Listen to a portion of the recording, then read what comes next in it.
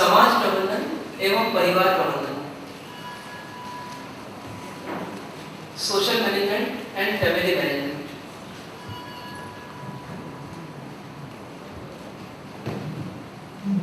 वर्तमान युग में हम सब जीते आए हैं और जीते हुए हमारी अंदर एक सोच बनती है कि यह युग जो है वो अत्यधिक तीव्र गति से विकास करने वाला युग है।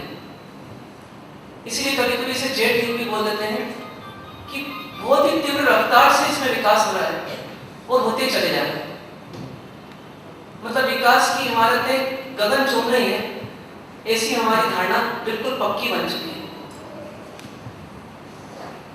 लेकिन यदि हम थोड़ा चिंतन करें कि कौन सा ऐसा युग रहा होगा जब मनुष्य ने विकास नहीं किया होगा, और जो विकास हुआ होगा वो उस समय में अपने आप में अभूतपूर्व रहा होगा, और जो अभूतपूर्व रहा होगा उसकी कीमत उस समय कितनी आकी गई होगी। तो ये तो हमारा झूठा अभिमान है जो बोलता है कि आज का युग ही विकास का युग है। अब हम कहते हैं आज कंप्यूटर का आविष्कार हुआ है, आज टेलीकम्युनिकेशन का विकास हुआ है, आज ट्रांसपोर्टेशन के साधनों का विकास हुआ है, आज ग्लोबल विलेज बन चुका है। ये तो पहले था ही नहीं, इसलिए हम कह सकते हैं कि आज का युग ही विकास का युग है। लेकिन आप सोचिए कि क्या भगवान विश्वनाथ जी के समय में कोई विकास हुआ है? क्या वो युग भी हमारे विकास के लिए एक बहुत बड़ी धरोहर है? क्या वो विकास भी हमारे आज के विकास का आधार है? तो अपने अभिमान की पट्टी को यदि हम हटा करके देखें तो हमें पता पड़ता है कि कुछ ऐसे विकास इतिहास में हुए हैं जिनको कितने ही युग पलट गए, लेकिन उन विकास को रोक नहीं पाए, उन विकास को बदल भी नहीं पाए। मतलब उस विकास का कोई रिप्लेसमेंट नहीं मिला इस मनुष्य को। ऐसे भी कुछ विकास हुए। जिस समय व्यक्ति ने पहली बार घर बनाया होगा तो उस समय तो पहली बार ही होगा, कितना जबरदस्त विकास हुआ होगा कि पशुओं के साथ रहते रहते भी मनुष्य ने अपने लिए घर बनाया होगा, और घर बनाया होगा तो आज तक वो परंपरा चल रही। ठीक है, घर का मॉडल बदल गया लेकिन घर को नहीं बदल पाया व्यक्ति। आज आप कितने आविष्कार करते हैं उसके रिप्लेसमेंट मिल जाते हैं। आज से 20 साल पहले पेजर आए थे, वो पेजर कहां चले गए पता नहीं, और मोबाइल आ गए। पर कुछ ऐसे विकास हुए जो बदले ही नहीं, चले आ गए। ऐसी एक बहुत बड़ा विकास है, और वो कौन सा विकास है? समाज की संरचना, समाज स्थापित होना। इसे अपन छोटा बड़ा विकास नहीं कह सकते, क्योंकि मनुष्य की सभ्यता और संस्कृति के विकास का मुख्य आधार रहा। इस समाज नहीं होता तो व्यक्ति का विकास नहीं, और इसका श्रेय किसको है? तो इसका श्रेय उस आध्यात्मिक सत्पुरुष को है जिसने इस संसार में मोक्ष मार्ग तो बताई, लेकिन जब तक वो गृहस्थ अवस्था में रहे तो उन्हें संसार को संसार में कैसे जीना ये कला भी सिखाई, और उसी के अंतर्गत उन्हें समाज व्यवस्था भी स्थापित की। अब देखिए, एक समाज व्यवस्था के स्थापित करने में कितने चीजें लगती, कितने घटक लगते हैं। एक समाज चाहिए, उसको व्यवस्थित बनाना है, आपको कितनी चीजें उसमें स्थापित करना होगा। छोटा मोटी दुकान भी यदि चलाना है तो उसके लिए कितने तरह के हमारे को व्यवस्थाएं करना पड़ती। सब कुछ हो लेकिन माल नहीं हो तो काम नहीं चलेगा, सब कुछ हो लेकिन फर्नीचर नहीं हो तो काम नहीं चलेगा, सब कुछ हो लेकिन नौकरी व्यवस्था नहीं हो तो काम नहीं चलेगा, सब कुछ हो फाइनेंस नहीं हो तो काम नहीं चलेगा, सब कुछ हो लेकिन मार्केट नहीं हो तो काम नहीं चलेगा, डिमांड नहीं हो तो काम नहीं चलेगा, सेलर नहीं हो तो काम नहीं चलेगा, अकाउंटेंट नहीं हो तो काम नहीं चलेगा, लाइसेंसिंग एजेंट नहीं हो तो काम नहीं चलेगा। छोटी छोटी बातों को यदि अपन देखें तो एक दुकान को चलाने में कितने सारे डिपार्टमेंट्स लगते हैं, कितनी सारी व्यवस्थाएं लगती हैं। तो एक पूरे समाज को स्थापित करना कितना बड़ा काम रहा होगा।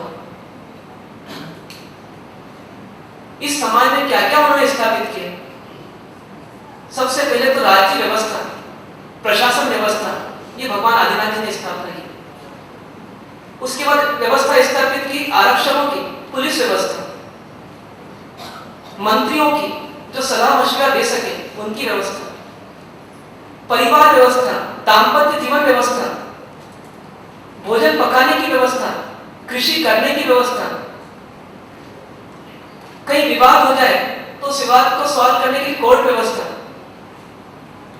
ऐसे ढेरों प्रकार की व्यवस्था स्थापित की, तब जाकर के क्या बना, एक समाज बना।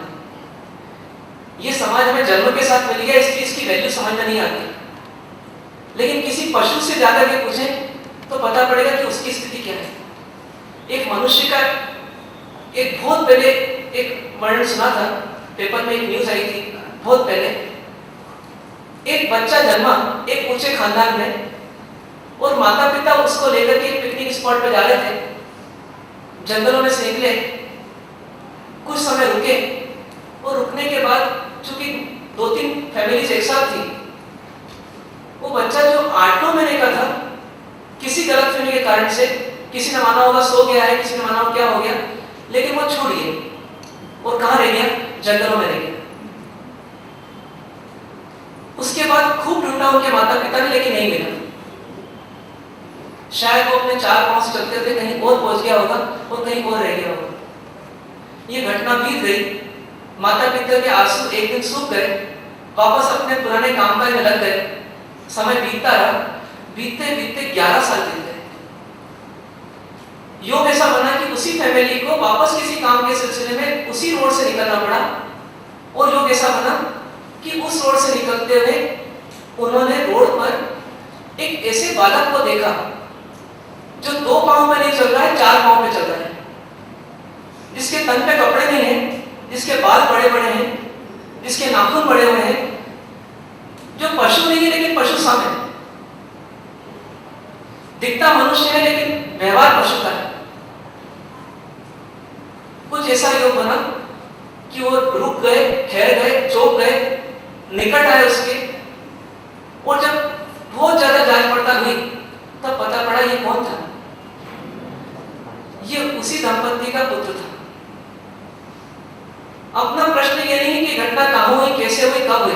अपना प्रश्न तो इतना ही है कि आखिर 11 वर्ष के लंबे काल में वो बच्चा सभ्य क्यों नहीं बन पाया, सुसंस्कृत क्यों नहीं हो पाया, उसको इतना भी क्यों नहीं आ पाया कि भैया 2 पांव पे चला जाता मनुष्य के घर, तो 4 पांव पे क्यों चल रहा है, आखिर क्यों?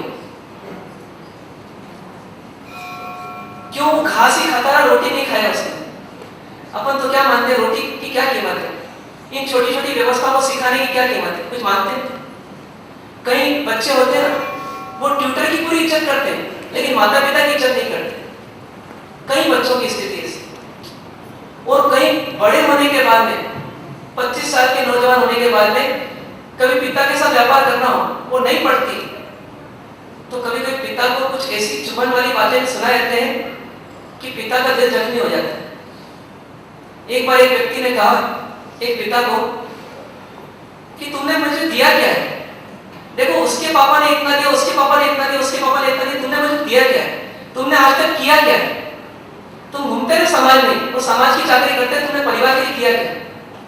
समझ में नहीं आता हमको। बोले स्वार्थ में इतने अंधे हो जाते हैं कि जैसे पर्यावरण के उपकार को नहीं मानते ना, कभी कभी और उससे ऊपर उठ करके मनुष्यों के उपकार को भी नहीं मानते। इसीलिए हमें एक आवश्यकता पड़ती है कि हम समाज प्रबंधन सीखें, और समाज प्रबंधन विशेष रूप से परिवार प्रबंधन सीखें, क्योंकि ये वो देन थी भगवान आदिनाथ जी की कि जिनके बल पे आज हम टिक पा रहे हैं और आज हम आगे बढ़ पा रहे हैं। यदि भगवान आदिनाथ जी ने व्यवस्था नहीं दी होती तो मनुष्य और पशु में कोई विशेष अंतर नहीं होता। तो हमें सामाजिक प्रबंधन करना है, हमारा सोशल मैनेजमेंट करना है, सोशल बिहेवियर मैनेजमेंट करना है। उसके लिए हम चलते हैं, हमारे पास समय 3 दिन का है लगभग। इन 3 दिनों में हम समझने की कोशिश करेंगे कि इतने व्यापक समाज और उसमें परिवार की बहुत सारी झंझटें, उनका शॉर्ट टर्म हम समझने का प्रयास करेंगे कि हम किस प्रकार से अपने व्यवहार को व्यवस्थित करें जिससे कि हम समाज में और परिवार में अपनी भूमिका सही अदा कर सकें। समाज प्रबंधन और परिवार प्रबंधन का आशय ये कतई नहीं है कि हमें समाज सुधार का भार लेना है, बेड़ा उठाना है, और ना परिवार सुधार का बेड़ा उठाना है। हमें तो समाज और परिवार में अपनी भूमिका सही रूप से अदा करना है, क्योंकि इसका हम पर असीम उपकार है। उन सिद्धांतों की चर्चा यहाँ पर अपन करने जा रहे हैं। सबसे पहले प्रारंभ करते हैं कि समाज क्या है, क्योंकि जिसका प्रबंधन करना है वो समाज ही। पर समाज है क्या आखिर? किसे बोलेंगे आप समाज? आप में से ऐसा कोई नहीं जो समाज में नहीं जीना। समाज का अनुभव सबको है। तो बताइए समाज क्या होता है? एक विचारधाराओं को लेकर के चलने वाला व्यक्तियों का समूह, एक विचारधारा को लेकर के चलने वाला समूह और व्यक्तियों का समूह। और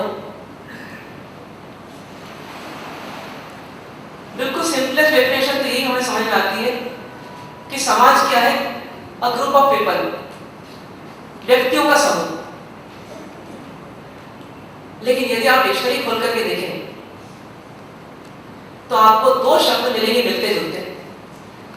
हमारे प्राचीन भाषा शास्त्रियों ने दो शब्द दिए, एक दिया समाज और दूसरा दिया समझ। समाज और समझ, समझ। समझ अलग चीज होती है, अंडरस्टैंडिंग वो अलग चीज है, और समझ जहाज ज। समाज और समझ में कितना अंतर है? सिर्फ एक आ की मात्रा का अंतर है। लेकिन आप डिक्शनरी में इनका अर्थ देखें तो आपको बहुत बड़ा अंतर दिखेगा। समाज मतलब जिसे आप बोल रहे हैं व्यक्तियों का समूह, और समझ मतलब होता है पशुओं का समूह। समझ मतलब होता है पशुओं का समूह, पशुओं का झुंड। देखिए, एक अक्षर हटाने से अर्थ में कितना अंतर पड़ गया। तो हम सबसे पहले तो ये परिभाषा निकालें दिमाग से कि एक झुंड को हम समाज बोलते हैं। यदि झुंड को ही समाज बोलना होता तो फिर दो शब्द क्यों आते हैं? फिर पशुओं का समाज और मनुष्यों का समाज ऐसे बोला जाता, पर इतना नहीं बोला जाता। पशुओं के झुंड को यदि समाज बोला तो मनुष्यों के झुंड को तो समाज बोला। आखिर क्यों? क्योंकि समाज जो है वो केवल व्यक्तियों का समूह नहीं है। ये गलतफहमी है हमारी। फिर क्या है? तो वास्तव में समाज क्या है? समाज कई व्यक्तियों की मिलजुल कर की गई एक व्यवस्था है। यदि व्यवस्था नहीं तो समाज नहीं। पशुओं के पास झुंड है, गिनती है। हो सकता है एक फार्म हाउस में या फिर एक पोल्ट्री फार्म में करें या एक गौशाला में करें, अपन कह सकते हैं कि वहां पर अपने से ज्यादा जो यहाँ बैठे हैं उससे ज्यादा पशु वहां बैठे हों। लेकिन उसके बावजूद उनके झुंड को समाज नहीं कह सकते। जब तक व्यवस्था रहती तब तक समाज है, व्यवस्था नहीं तो समाज नहीं। इसलिए कई लोगों का समूह जो एक व्यवस्था में हो उन्हें हम समाज कहते हैं। व्यवस्था कैसी? व्यवस्था कैसी? जैसे उदाहरण के लिए कि एक वस्त्र है। वस्त्र क्या चीज है? सिंपलेस्ट डेफिनेशन बनेगी, धागों का समूह तो वस्त्र है। धागों का समूह ही वस्त्र है। तो कोई कहे ठीक है, एक काम करता हूं, किसी धागे वाले से बहुत सारे धागे खरीद के लाकर आता हूं और आपके तन पे डाल देता हूं सबको, वस्त्र बन जाएगा। वस्त्र का काम करेंगे कि नहीं करेंगे? नहीं करेंगे। कारण क्या है? वो एक व्यवस्था में नहीं है। उनका आपस में एक संबंध नहीं बन रहा।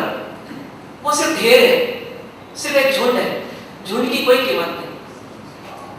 इसलिए व्यवस्था शब्द के महत्व को समझना पड़ेगा कि व्यवस्था होनी चाहिए। व्यवस्था कैसी? व्यवस्था वैसी जिसमें कोई आदर्श हो। समाज और समाज की कोई आदर्श नहीं हो तो आदर्शहीन समाज समाज होता ही नहीं, वो समाज बन जाता है। आदर्शहीन समाज समाज नहीं, समझ बन जाता है। राम राज्य के समय में समाज का एक आदर्श था और आज भी समाज का एक आदर्श है। और जो उस समाज के आदर्श को माने वो सामाजिक, और जो समाज के आदर्श को नहीं माने वो कौन? आप बोल सकते हैं असामाजिक, एंटी सोशल एलिमेंट। भले अपने आप को स्वीकार करें या न करें, लेकिन यदि हम समाज के आदर्श को स्वीकार नहीं कर रहे हैं, इसका मतलब हमारा रवैया जो है समाज विद्रोह का है। आपने अध्यक्ष बनाया, अपना वोट देके बनाया, और जो अध्यक्ष बना तो उसको यदि आप फॉलो नहीं करते हो तो आप समाज से विद्रोह कर रहे हो। परिवार का आपने मुखिया बनाया और परिवार के मुखिया को फॉलो नहीं कर रहे हो तो आप विद्रोह कर रहे हो। कई लोग बोलते हैं हमारी सासू जी ऐसी हैं, हमारे ससुर जी ऐसे हैं। ये आपको सोचना था शादी के पहले, शादी के बाद आपको सोचना नहीं है, शादी के बाद आपको फॉलो करना है। ठीक है, आपकी कुछ शिकायत है तो लोकतांत्रिक व्यवस्था में आप दे सकते हो, वो एक अलग बात है। आप चाहते हो कुछ संशोधन होना चाहिए संविधान में, तो कोई बात नहीं, आप आदर्शों में संशोधन कर सकते हो, लेकिन जो आदर्श सुनिश्चित हो फिर उनको फॉलो करना, ये हर सामाजिक तत्व की निशानी है। मानते हैं सर? एक धागा बोलता है कि नहीं मैं वस्त्र के साथ नहीं रहूंगा, तो वस्त्र बोलता है मेरा कुछ नहीं बिगड़ेगा, तू चले जाए, तो कभी कभी धागा कोने से निकल जाता है, फिर उस धागे की कोई वैल्यू नहीं। झाड़ू में बहुत सारे तिनके हैं, उन सबकी कीमत है कि नहीं? उन सबकी कीमत है, लेकिन एक तिनकला बगावत कर दे और वो बाहर निकल जाए तो क्या होता है उसका हर्ष? अगले दिन झाड़ू में उस तिनके को लिया जाएगा और उसको कहां फेंक दिया जाएगा? कचरे के साथ, क्योंकि अब उसकी कीमत क्या है? कुछ भी नहीं। जब तक वो समूह में था, एक व्यवस्था में था, तब तक उसकी कीमत थी। झाड़ू पर यदि पांव लग जाए आपका, तो आप क्या करोगे? गलती से पांव लग जाए तो आप चरण स्पर्श करते हैं, उसके चरण के लिए स्पर्श करते हैं। क्यों? क्योंकि उसकी कीमत है। वो प्रमार्जन का, शुद्धि का प्रतीक है। शुद्धि की चीज को अशुद्ध नहीं करना, ये हमारी संस्कृति है, तो नहीं उस पर चरण करना। लेकिन उसी तिनकले को जो अलग हो गया, उसको कचरे के डिब्बे में डालने में कोई देर नहीं लगी।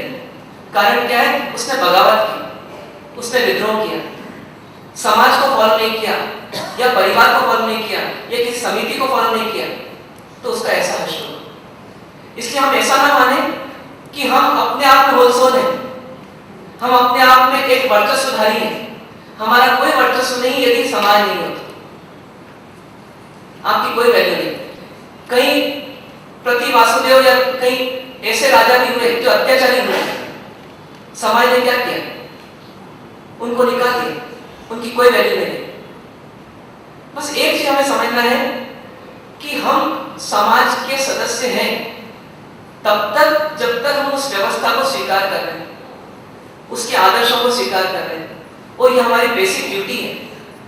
हमारा अलग से कोई वर्चस्व नहीं है, हम समाज के एक अंग हैं, ये हमारी हकीकत है।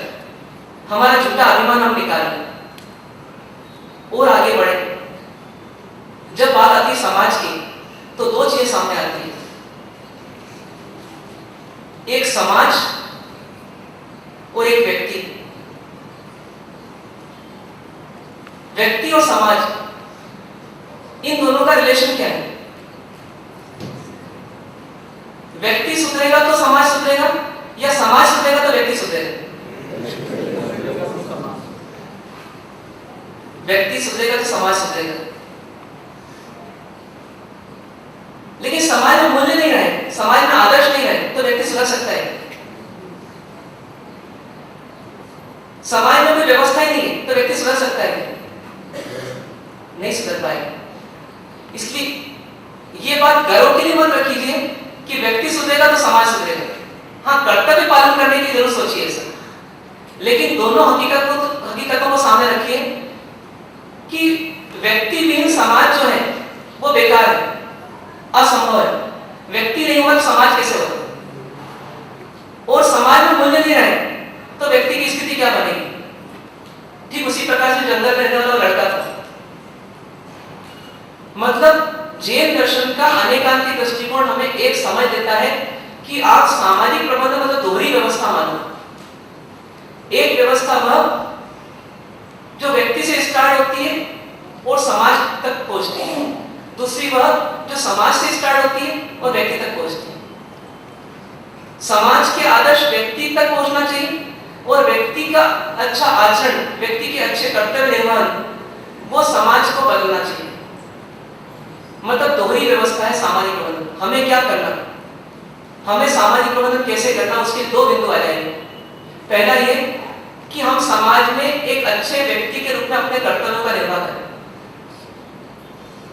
और दूसरा ये कि समाज में जो अच्छे आदर्श हैं, अच्छे मूल्य हैं, अच्छे वैल्यूज हैं, उनको हम स्वीकार करें। ऐसा मानकर कि समाज जो है सर्वोपरि है और उसके आदर्शों को स्वीकार करना ये मेरे ऐसे सेवक का एक कर्तव्य है। इस प्रकार से सामाजिक प्रबंधन दोनों चीजों में चलेगा। ये ना बोले कि मैं शास्त्री जी को सुधारूंगा, ये भी बोले कि मैं शास्त्री जी की तरह किए हुए कर्तव्य को निर्वाह करूंगा। और आगे बढ़े हम, एक प्रॉब्लम ये आती है कि जो चीज बहुत सस्ते में मिलती है उसकी वैल्यू समझ में नहीं आती। समाज की वैल्यू क्या है हमारी लाइफ में? हालांकि कुछ हिंट्स आपको थोड़ी देर पहले दी थी, लेकिन और उसको व्यवस्थित रूप से समझे हम कि समाज की वैल्यू क्या है हमारे जीवन में।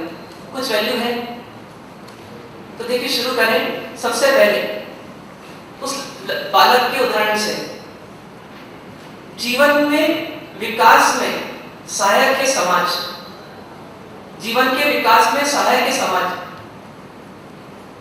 यदि समाज नहीं हो तो जीवन का विकास नहीं हो सकता। जन्म से लेकर मृत्यु तक व्यक्ति विकास करते चले जाता है, सहायक कौन बनता है? समाज। जैसे उस लड़के का विकास नहीं हुआ क्योंकि वो समाज से दूर था, उसी प्रकार से हमारा विकास नहीं हो यदि हम समाज से दूर हो। ये समाज की पहली देन है। दूसरी देन है